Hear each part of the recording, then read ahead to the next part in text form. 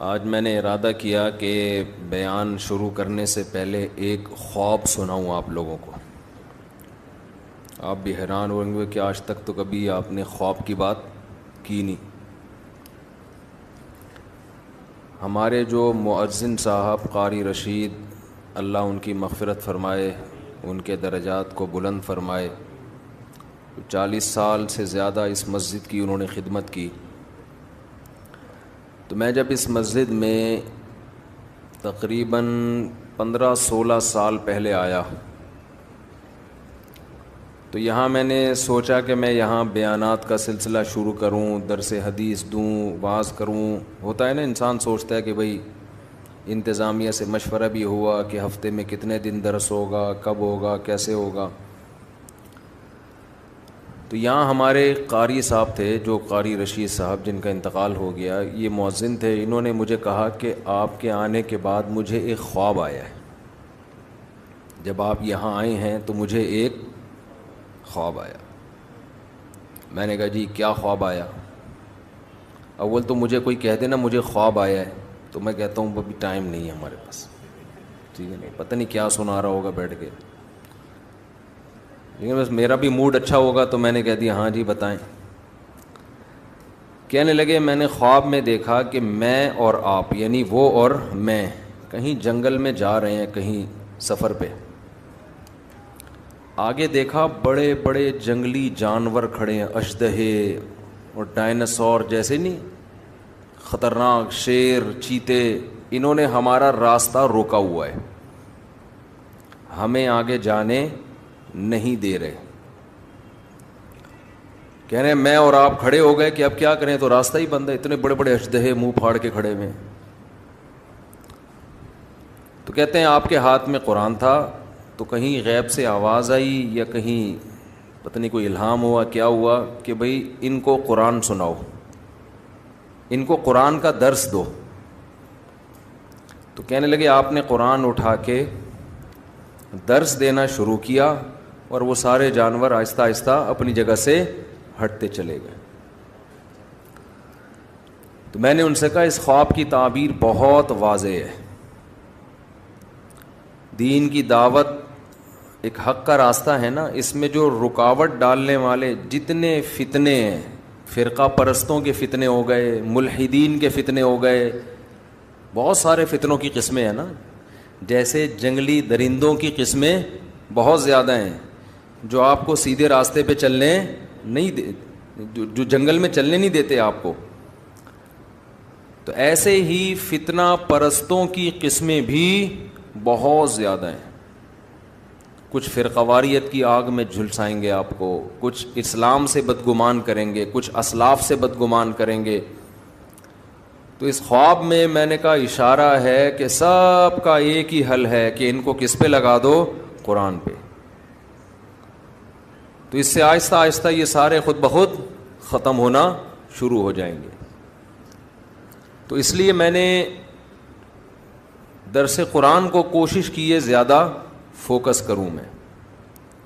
پھر قرآن میں بھی آج کل مسئلہ یہ ہے کہ جو قرآن جس کے دماغ میں کچھ ہوتا ہے نا، وہ اس کے حساب سے قرآن سناتا ہے. میں اپنی مثال دے دوں، اگر میں نے دماغ میں 4 شادیاں مسلط کی ہوئی ہیں تو میں ہر آیت سے 4 شادیاں کشیدتا رہوں گا. ٹھیک ہے نا، یہ ہوتا ہے بعض خطیبوں کے ساتھ، ہر چیز ادھر ہی اٹھا کے فٹ کریں گے. میں نہیں کرتا ایسا، لیکن ہو سکتا ہے یہ نفسیات بن جاتی ہے انسان کی. بعض لوگ جو جہاد کے قائل ہیں، ہونا چاہیے انسان کو، وہ ہر آیت سے جہاد جس کا جہاد سے کوئی تعلق بھی نہیں ہے اس سے بھی کیا نکالا جا رہا ہے، وہ پورے قرآن میں الحمد سے لے کے والناس تک ان کا قرآن گھومتا ہے جہاد کے گرد. یہ بھی غلو ہے بھائی. جتنا جو چیز ہے اس کو اتنا بیان کیا جائے، جس کو جتنا رکھا گیا ہے نا. کوئی اس کو پورا تبلیغ پر، کوئی پورا سیاست پر، کوئی خلافت پر. اب تو سیاسی جماعتیں ایک دوسرے پہ فتویٰ لگانے میں بھی قرآن کا سہارا. آپ کا آدمی جب وہ غلطی کرے اس پہ قرآن کی آیتیں فٹ نہیں کرتے. جیسے ہی مخالف پارٹی نے وہ غلطی کی، قرآن پڑھ کے سنانا. فرقہ پرست بھی یہ کام کرتے ہیں. آپ کی مخالف رائے پہ کوئی عالم چلا گیا تو فوراً یہودیوں کے علماء والی جو آیتیں ہیں وہ اپنے مخالفین علماء پہ فٹ کرنا شروع کر دیں کہ یہود و نصارہ کے مولوی یہی کرتے تھے، آج یہ مولوی بھی. تو ہر آدمی کوشش کرتا ہے اپنی جو ایک جس کو کہتے ہیں نا فرسٹریشن، جو ایک ٹھڑک ہوتی ہے، وہ ٹھڑک کس طریقے سے پوری کر رہا ہوتا ہے. لیبل کس کا لگ رہا ہوتا ہے؟ قرآن کا. تو میں نے یہ ارادہ کیا تھا. اچھا، ڈاکٹر اسرار احمد رحمہ اللہ تعالیٰ کی ایک اچھی بات یہ لگی کہ ان کے درس میں یہ عنصر کم نظر آیا. میں یہ نہیں دعویٰ کرتا کہ بالکل بھی نہیں تھا، ان کے بھی اپنے کچھ نظریات تھے جو وہ درس میں لاتے رہتے تھے، لیکن اتنی بات ہے کہ انہوں نے قرآن کے وہ مضامین جو قرآن نے بہت اہتمام سے بیان کیے، ان مضامین کو انہوں نے بہت زیادہ ہائی لائٹ کیا ہے. تو بہرحال میں نے یہ اور بھی علماء ہیں، لیکن ہمارے علماء کا مسئلہ یہ ہے کہ وہ میڈیا پہ نہیں ہیں. ان کے درس اپنی مسجدوں کے اندر محدود ہیں. حضرت مولانا سرفراز خان صفدر صاحب رحمہ اللہ تعالی گجرانوالہ کے بہت بڑے عالم نہیں علامے تھے. وہ اتنے بڑے عالم کہ آپ ان کی کتابیں پڑھو آدمی حیران ہو جاتا ہے کہ کیسا علم اللہ نے اور تحقیق کیسی دی تھی ان کو. جب میں نے ان کی کتابیں پڑھی نا تو میں نے کہا بھائی یہ ایک صفحہ لکھنے میں کم سے کم 1.5 سے 2 مہینہ لگا ہوگا، جو ریسرچ ان کی ایک پیج پر ہوتی ہے. جبکہ مکتبہ شاملہ بھی نہیں تھا، گوگل بھی نہیں تھی. ان کے بارے میں تھا کہ جب وہ تحقیق کرتے نا ان کو پتہ چلتا کہ یہ حوالہ مجھے ملے گا ترکی کے فلاں کتب خانے میں فلاں کتاب میں ہے، یہ یہاں سے کسی کو بھیجا، چل بھائی ترکی جا، فلاں کتاب نکال تلاش کر، اس کے فلاں صفحے میں دیکھ کے مجھے بتا کہ ہے یا نہیں ہے. سمجھتے ہو؟ تو ایسے ان کی تحقیقی کتابیں ہیں، لیکن ہماری عوام ان کو جانتی بھی نہیں ہے. کیوں؟ بھائی وہ میڈیا کا استعمال ہی نہیں تھا، لوگوں کو پتہ ہی نہیں ہے. اور آج کل جتنے لوگ فائدہ اٹھا کے نا اپنی تحقیق لا رہے ہوتے ہیں، اصل میں ان لوگوں کی تحقیقات ہوتی ہیں، نسبت کس کی طرف کر دیتے ہیں؟ میری تحقیق. حالانکہ اپنی نہیں ہوتی کسی کی ہے، چوری کر کے اپنے کھاتے میں ڈال دی. محنتیں ان لوگوں نے کی ہیں جو دنیا کے سامنے ہیں ہی نہیں. تو میں نے یہ ان کا میں ایک عرض کر رہا تھا، ان کا بھی بڑا زبردست درس ہوا کرتا تھا. میرا خیال ہے 30-35 بار انہوں نے پورے قرآن کا درس ختم کروایا. مجھے صحیح طرح یاد نہیں ہے، 20 بار یا 30 بار اس طرح پورے قرآن الحمد سے لے کے والناس تک انہوں نے درس قرآن دیا ہے. تو میں نے ارادہ کیا کہ ہم فوکس کس کو کریں گے؟ درس قرآن کو. اور اس درس میں جو اللہ نے جو چیز بار بار کہی ہے میں بھی وہ چیز بار بار بیان کروں گا. اس میں جو مضامین قرآن ہائی لائٹ کرتا ہے نا، جس انداز سے اس کو اسی طرح سے ڈیفائن، تو انداز اس انسان اس کو اپنے اسٹائل میں کرتا ہے. مثالیں تو اپنی دے گے نا، لیکن اس سے ہٹنا نہیں ہے. تو میں آپ سے گزارش کر رہا ہوں کہ اسی سلسلے میں میرا جو چینل ہے نا مفتی طارق مسعود اسپیچز، اس پہ تفسیر کے لیکچرز ہیں. 8 لیکچر ہیں عربی گرامر کے. اتنی عربی اس میں سکھائی گئی ہے کہ آپ کو قرآن کی زبان میں سمجھ میں آنا شروع ہو جائے. پھر انہی لیکچرز کی کو سامنے رکھتے ہوئے باقی درس ریکارڈ کروائے ہیں. انہی لیکچرز میں جو آپ کو گرامر آئے گی اس کی پریکٹس کروائی گئی ہے. تو تفسیر لیکچر نمبر 1، تفسیر لیکچر نمبر 2، تفسیر لیکچر نمبر 3، ابھی پتہ نہیں کتنے لیکچر ہو چکے ہیں. میرا خیال ہے 200 کتنے ہو گئے، تو بہت ہو گئے ہیں. تو وہ تو مجھے بھی پتا ہے بہت ہو گئے ہیں، مطلب کتنے. اچھا میرا خیال ہے 200 تک ہو چکے ہیں. تو آپ حضرات ایک کام کریں، وہ لیکچر بھی کیا ہیں، اس میں بھی میں نے ٹو دا پوائنٹ قرآن بیان کیا ہے، دائیں بائیں بالکل بھی نہیں کیا. ٹو دا پوائنٹ، بس قرآن کیا کہہ رہا ہے. باقی دیکھیں قرآن تو ایک سمندر ہے نا، اس میں غوطے لگاؤ تو وہ تو مضامین نکلتے چلے جائیں گے. ایک آیت پہ 6 گھنٹے بھی تقریریں ہو سکتی ہیں. لیکن ہم نے کوشش کی ہے کہ اس کو بس قرآن سمجھ میں آ جائے کہ اللہ ہم سے کہہ کیا رہا ہے. باقی اس میں علمی نکات کے تو ایک پورا سمندر ہے. تو وہ لیکچر آپ لوگ سنیں. ابھی رمضان ہو رہا ہے ختم، اور آپ نے ہو جانا ہے مارکیٹ سے شارٹ. سمجھتے ہو؟ تو قرآن سیکھو نا, کچھ آگے بڑھو نا. یہ درس جو میرے ہوتے ہیں اس میں تو قرآن بھی چل رہا ہے اور پھر موجودہ حالات کے لحاظ سے ہم دائیں بائیں بھی چلے جاتے ہیں. اس میں ٹو دا پوائنٹ قرآن ہے. ان لیکچرز کو آپ سنیں, میرا چینل مفتی طارق مسعود اسپیچز پہ وہ لیکچرز اپلوڈ ہو چکے ہیں. رمضان میں ابھی ناغہ چل رہا تھا کیونکہ میرے مصروفیت اتنی ہو گئی تھی, ارادہ تو میں نے کیا تھا لیکن نہیں ہو پایا. پھر یوٹیوب کی بھی کوئی پالیسی ہوتی ہے, آپ ایک وقت میں اتنا مال ڈال نہیں سکتے یوٹیوب پہ, ٹھیک ہے نا, وہ نوٹیفیکیشن نہیں بھیجتا. تو اس چینل کو سبسکرائب بھی کر لیں, اس کا فائدہ یہ ہوگا کہ آپ کو نوٹیفیکیشن مل جائے گا, سمجھتے ہو. اور بیل آئیکن پہ کلک کرنا نہ بھولیے, وہ ہم نے یوٹیوب سے جب بھی کسی چینل پہ جاؤ نا آتا ہے بیل آئیکن پہ کلک کرنا. ابے بھائی تو بول آگے, کوئی چیز ویڈیو ہم دیکھ رہے ہوتے ہیں نا, پہلے وہ اپنی قومی ترانے سنانا شروع کر دیتا ہے, تو آدمی غصہ آتا ہے, بات کر ہمارا ہیڈک ہے, بیل آئیکن پہ کلک. یہ آٹو پہ آیا ہوا ہوں میں وہاں سن کے نا, تو بیل آئیکن پہ کلک کریں نہ کریں, سبسکرائب کر لیں. اس سے کسی دن غیرت جاگ جائے گی آپ کی. جب بار بار نوٹیفیکیشن آئے گا تفسیر کے لیکچر کا, بھائی لیکچر شروع ہونے والا ہے, تو شاید کسی دن آپ کی غیرت جاگ جائے کہ آج سن لو یار. اور وہ سنجیدہ لوگوں کے لیے, دیکھو اڑا اڑی والے دنیا میں بہت ہیں, جذباتی لوگ دنیا میں بہت ہیں. آپ کو ایسے لوگ ملیں گے ہو ہاں روئے دھوئے نماز میں ایسے تہجد میں لگے ہوئے ہیں, اگلے دن مارکیٹ سے شارٹ. نبی صلی اللہ علیہ وسلم کو وہ عمل محبوب تھا جو نبی فرماتا, حضرت عائشہ فرماتی تھی تھوڑا ہو لیکن پابندی کے ساتھ. تو وہ ہفتے میں صرف 3 دن اپلوڈ ہوتا ہے, پیر, منگل اور بدھ کو. اس درس کی خاصیت یہ ہے کہ بالکل سہل انداز میں عوامی اسٹائل میں ہے, وہ گاڑھا اور پیچیدہ نہیں ہے. میری عادت ہوتی ہے میں وہ کام نہ کروں جو دوسرے پہلے کر چکے ہیں, وہ کام کرو جو دوسرے نہیں کر رہے. ہمارے ہاں یہ بھی ہوتا ہے نا, ایک آدمی ایک کام کر رہا ہے, آپ نے ٹانگ اڑا کے, جب ایک محلے میں مسجد بنی ہوئی ہے اسی کے ساتھ آپ دوسری مسجد کیوں بنا رہے ہو بھائی؟ یہ غلط ہوتا ہے نا, وہاں بناؤ جہاں نہیں ہے مسجد. تو میری عادت یہ ہوتی ہے کہ جو کام پہلے آلریڈی ہو چکا ہے میں وہ نہ کروں. تو جب میں نے یہ تفسیر کے لیکچر ریکارڈ کرنے کا ارادہ کیا, مجھے پتا تھا اس میں بہت ٹائم لگے گا, لیکن ہم نے کہا اب تک یوٹیوب پہ اس طرز کے تفسیر قرآن کے لیکچر موجود نہیں ہیں.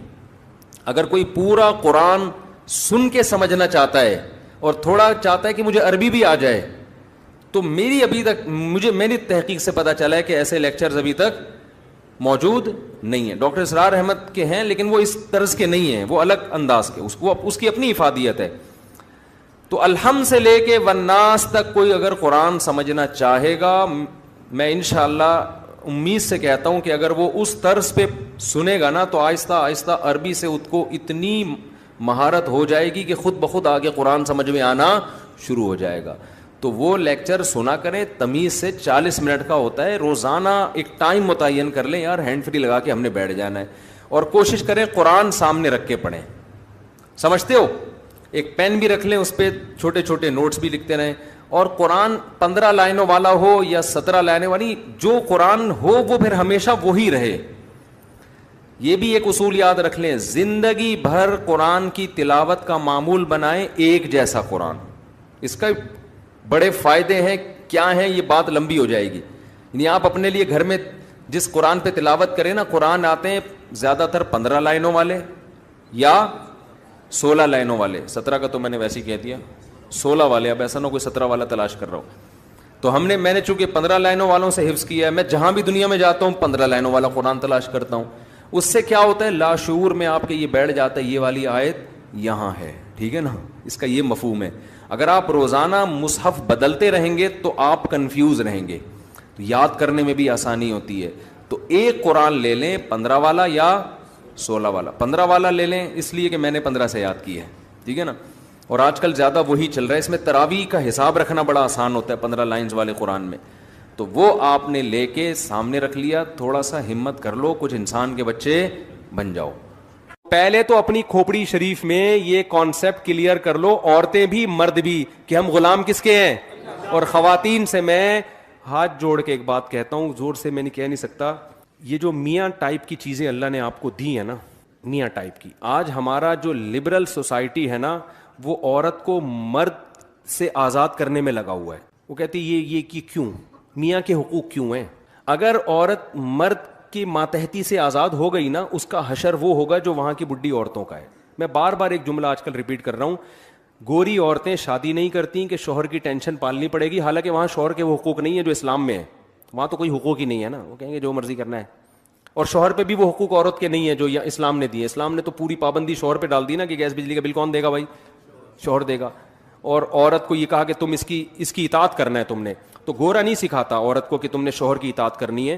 گورا یہ سکھاتا ہے کہ عورت کو کہ دیکھو سب آزاد ہیں, ویمن رائٹس ہیں, کسی عورت نے شوہر کی اطاعت نہیں, اپنی مرضی سے کرنی ہے کرو, کوئی آرڈر نہیں چلے گا. آئی بات سمجھ میں؟ جب گھر سے نکلنا ہے تو شوہر سے پوچھنے کی ٹینشن کی ضرورت, بولو نا, نہیں. شوہر کو یہ کہا کہ تمہارے ذمے اس کو کھلانا پلانا نہیں ہے, تم ساری زندگی ایک کپ چائے کی پیالی بھی نہیں پلاؤ تو کوئی ٹینشن کی بات نہیں ہے. تم اپنے باپ کو نہ پلاؤ تو ٹینشن نہیں ہے, تو بیوی کیا ہے بھائی؟ ایسے لوگ بھی وہاں بہت کثیر تعداد میں ہیں جو ہیومن رائٹس ویمن رائٹس کی تنظیمیں کے لیڈر ہیں. اپنے باپ کو پوری زندگی کبھی ایک کپ چائے کی پیالی بھی انہوں نے اپنے خرچے پہ نہیں پلایا. آپ کو ہول سیل کے حساب سے ملیں گے وہاں پہ, بہت ہیں. نہیں آ رہی میرا خیال ہے بات؟ تو وہ بیوی کو کہاں کھلائے گا؟ ابا کو نہیں پوچھ رہا, اور بیوی کے ابا کو پھر تو الگ سی بات ہے. ہم چونکہ اسلام کو فالو کرتے ہیں, اسلام نے کیا بتایا کہ عورت کس کی اطاعت کرے گی؟ خواتین خاص طور پہ سن لیں معذرت کے ساتھ, شوہر کی اطاعت عورت پر, آپ لوگ کے حقوق کی بات کر رہا ہوں, منہ سے بول لیں, اور خواتین سے معذرت کے ساتھ اللہ کو اگر ماننا ہے, دیکھو اللہ کو نہیں ماننا تو پھر تو جو مرضی کریں, یہ مکھنچو اللہ نے آپ کے متھے لگا دیا ہے, اس کو نچوڑ لیں آپ جتنا نچوڑ سکتی ہیں, مانیں اس کی ایک بھی نہیں.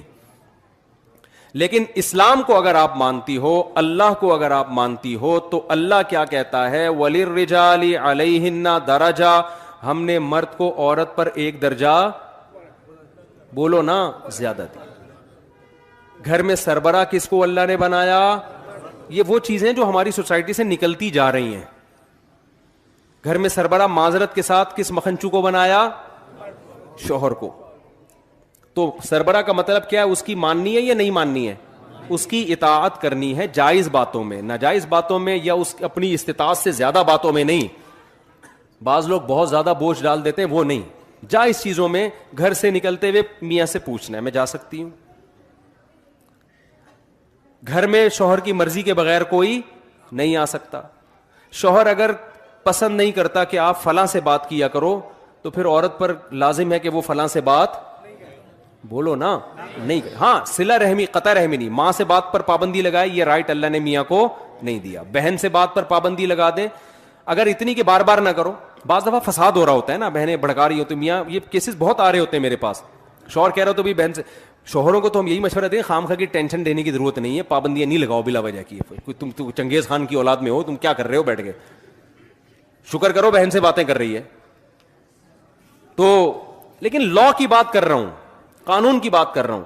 جو جائز پابندیاں, جس کا شوہر سمجھ رہا ہے کہ میرے گھر میں نقصان ہو رہا ہے, تو شوہر بیوی کو ماتحت کر سکتا ہے, پابندی, بولو نا, لگا سکتا.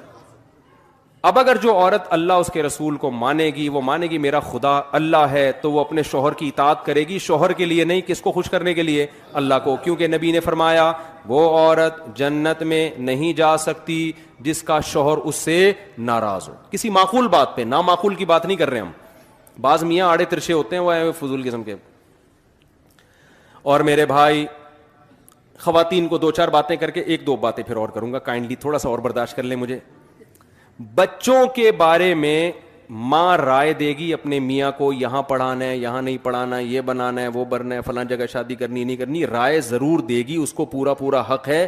اور شوہر کو چاہیے اپنی بیوی کے جذبات کا اس معاملے میں خیال کرے, لیکن آخری فیصلہ کس کا ہوگا؟ شوہر. وہ جو ڈن کر دے گا تو پھر عورت کو اس کی مخالفت کی اجازت نہیں ہے. اگر وہ کرے گی تو شریعت کی اصطلاح میں ناشزہ کہلائے گی. ناشزہ, نشوز کہتے ہیں شوہر کی نافرمانی.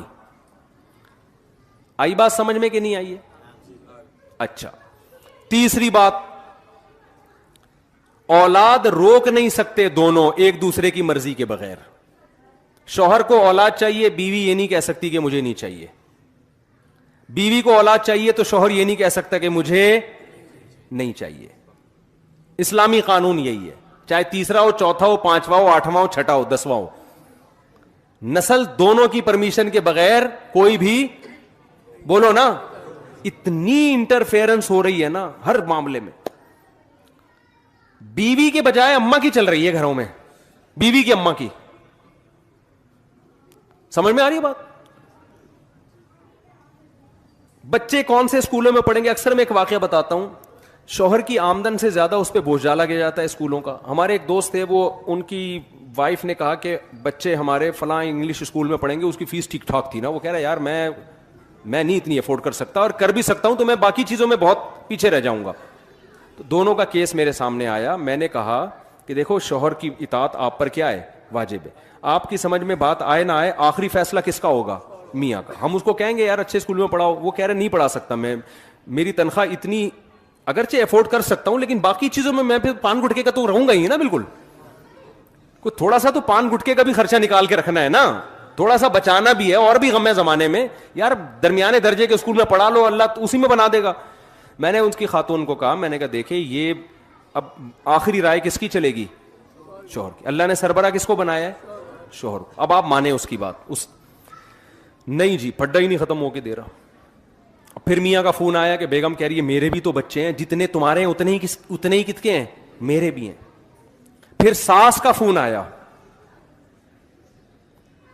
فون آیا, وہ انٹرفیئر کر رہی ہیں, سسر صاحب انٹرفیئر کر رہے ہیں کہ بچے بڑے اسکول میں پڑھیں گے, ہماری بھی تو اولاد ہے. جب انہوں نے مجھے کہا نا کہ میری ساس اور سسر نے کہا ہماری بھی اولاد ہے, میں نے کہا مسئلہ حل ہو گیا. مسئلہ کیا ہو گیا؟ بہترین. اب تو کوئی مزے اڑاؤ. کہہ رہے کیوں بھائی, میرے پاس تو اس کا جواب ہی نہیں ہے. وہ کہہ رہے ہیں ہماری بھی تو اولاد ہے. میں نے کہا بہترین ہو گیا. ان سے کہیں چونکہ آدھی آپ کی ہے, آدھی میری ہے, آدھی فیس آپ دیں گے, آدھی فیس میں دوں گا. میں نے کہا یہ تو زبردست بات ہے یار, واقعی ان کی بھی تو اولاد ہے. ویسے ان کی اولاد ہے, پیسے خرچ کرنے میں ان کی اولاد.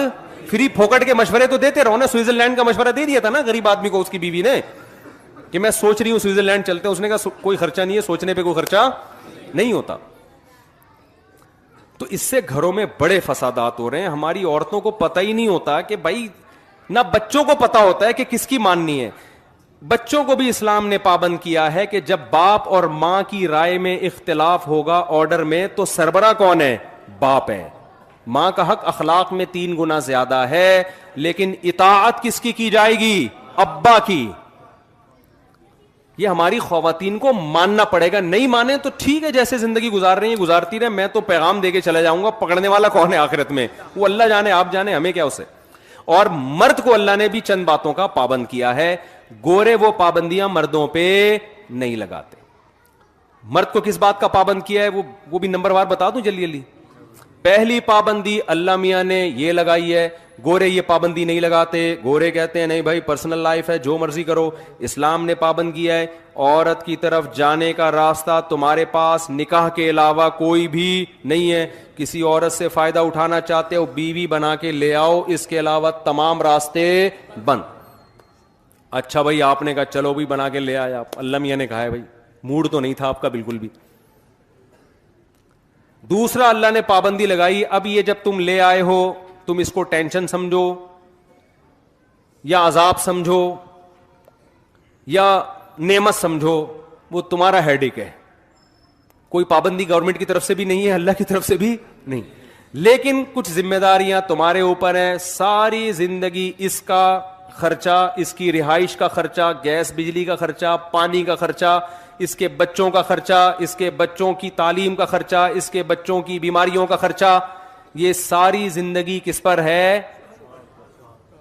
گورا یہ حقوق عورت کو بولو نا نہیں دیتا. یہ والے رائٹ عورت کو نہیں دیتا. کہتے ہیں ایکچولی اپنی اپنی زندگی, ایکچولی وہ چائے خود بنا کے پی لے, وہ چائے خود بنا کے پی لے, وہ ایکچولی کر کے بیڑائی غرق کر دیا. وہاں شادیاں ہوتی نہیں, ہوتی ہیں تو آدمی کہتے ہیں اس تکلف کی ضرورت کیا تھی تم لوگوں کو. اس تکلف کی.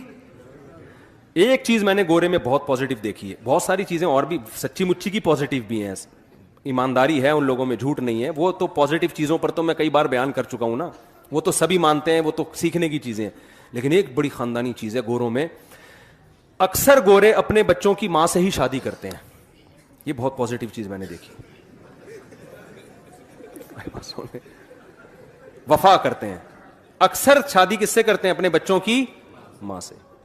اب پتہ نہیں پازیٹیو ہے کہ نیگیٹو ہے, بہرحال مجھے تو کئی دنوں سے سوچ رہا ہوں یہ پازیٹیو ہے یا نیگیٹو ہے, کیا ہے. واللہ بھائی کھوپڑی میری خراب ہونا شروع ہو گئی یہ سوچ کے. تو اسلام پازیٹیوٹی کو ترجیح دیتا ہے کہ پازیٹیو سوچا کرو. تو میں نے یہی سوچا کہ یہ پازیٹیو ہے کہ اپنے بچوں کی ماں سے کیا کر رہے ہیں؟ شادی کر رہے ہیں.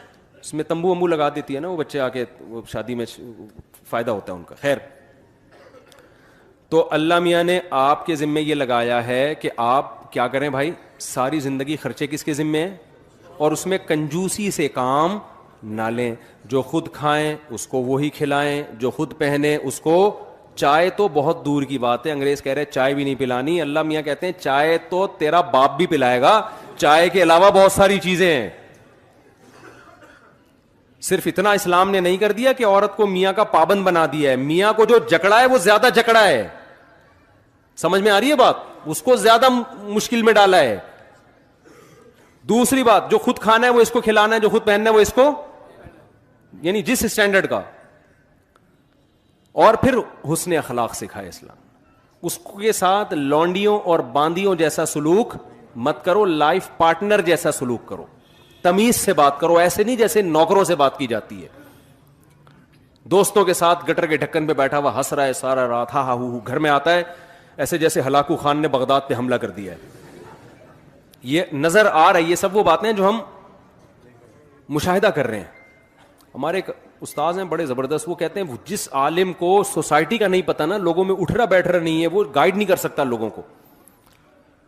تو یہ چیزیں ہم دیکھ رہے ہیں سوسائٹی میں. ادھر بیٹھے ہوں گے گٹر کے ڈھکن پہ نا, کراچی میں تو بہت نظر آ رہا, یہ گھر جائے گا تو ایسے جیسے پتہ نہیں جانتا ہی نہیں ہے, جائے گا اپنے کمرے میں جا کے سو جائے گا. عورت کو عزت چاہیے بھائی شوہر سے. وہ چاہتی ہے جیسے مجھے میرے باپ کے گھر میں عزت ملی ہے, وہ عزت کہاں ملے. اور یاد رکھو, باپ کے گھر میں جتنی عزت ملی ہے شوہر کے گھر میں اس سے زیادہ ملنی چاہیے. رخصتی کا کانسیپٹ ہی اسلام میں یہ ہے کہ اب اس کی نیچرل لائف شروع ہوئی ہے. اب آپ بتاؤ, پہلے زیادہ عزت مل رہی تھی, اب پٹ رہی ہے وہاں جا کے, گالیاں تانے سننے کو مل رہے ہیں, تو اس کا مطلب یہ تو غلط ہو گیا نا. پھر شادی تو خوشی کے لیے کی تھی, خوشی کے بجائے یہ کیا ہو رہا ہے, غم. اب آپ مجھے بتاؤ, آج کل شادیوں کے بعد مسائل کم ہوتے ہیں یا بڑھ جاتے ہیں؟ بڑھ رہے ہیں. بڑھنے کا مطلب یہ کہ یہ اس نہج پہ ہو نہیں رہی جس طرح اسلام نے کہا ہے. جوائنٹ فیملیوں میں تو, گاؤں دیہاتوں میں تو بہت ہی اوٹ پٹانگ حرکتیں ہو رہی ہیں. دیور بھی اس پہ مسلط ہوا ہے, وہ الگ آرڈر چلا رہا ہے, وہ الگ بدتمیزی سے بات کر رہا ہے. کوئی نو عمر کنواری لڑکیاں کہیں شادی ہو کے چلی جائے نا, ایسے جیسے وہ پتہ نہیں کوئی ماسی رکھ لی ہے گھر میں آپ نے. صرف ایک حدیث میں اکثر جگہ لوگوں کو سناتا ہوں کیونکہ یہ حدیث موٹیویشن کے لیے کافی ہے. ہمارے نبی صلی اللہ علیہ وسلم برتن میں پانی اس جگہ منہ لگا کے پیتے تھے جہاں حضرت عائشہ نے جس جگہ منہ لگا کے پانی پیا تھا. کوئی باندیوں کے ساتھ, لونڈیوں کے ساتھ, غلاموں کے کو یہ رسپیکٹ دیتا ہے کوئی؟ تو یار دینداروں میں بھی یہ کیا چل رہی ہے, ابے تبے سے بات, تمیز نہیں ہے, کتوں کی طرح بھونک رہی ہے. یہ الفاظ معذرت مجھے نہیں اچھا لگ رہا ہے یہ لفظ بولنا, لیکن سسٹم یہی چل رہا ہے مارکیٹ میں. وہ جو سانسیں اس وقت بیان نہیں سن رہی ان کی بات میں کر رہا ہوں, جو سن رہی ہیں وہ نہیں, وہ تو بہت نیک ہیں الحمدللہ. ان کے علاوہ بعض سانسیں جب بچی گھر سے رخصت ہو کر آئے گی, اس کو بیچاری کو روٹی پکانی نہیں آتی, یہ نہیں آتی, وہ وغیرہ وغیرہ, فوراً اسٹائل کیا ہوتا ہے, یار ہاتھ پکڑ کے اس کو محبت سے سمجھا دو, بتا دو, عزت دو, یار تمہارے گھر کا فرد ہے, رسپیکٹ دو. نہیں آتی تو کیا یہ کوئی اتنا بڑا مسئلہ ہے یار؟ فوراً اسٹائل کیا ہوگا, تمہاری ماں نے تمہیں روٹی پکانا نہیں سکھائی. یہ ڈپریشن ہونا شروع ہو جاتی ہے. لیکن آج کل کی لڑکیاں بھی پوری حساب کتاب سے پینٹ کا جواب پتھر سے, وہ فوراً توے سے روٹی اٹھا کے بولو نہیں سکھائی, جو بتاؤ کیا, جاؤ نہیں سکھائی. پہلے وہ بیچاری ٹھٹر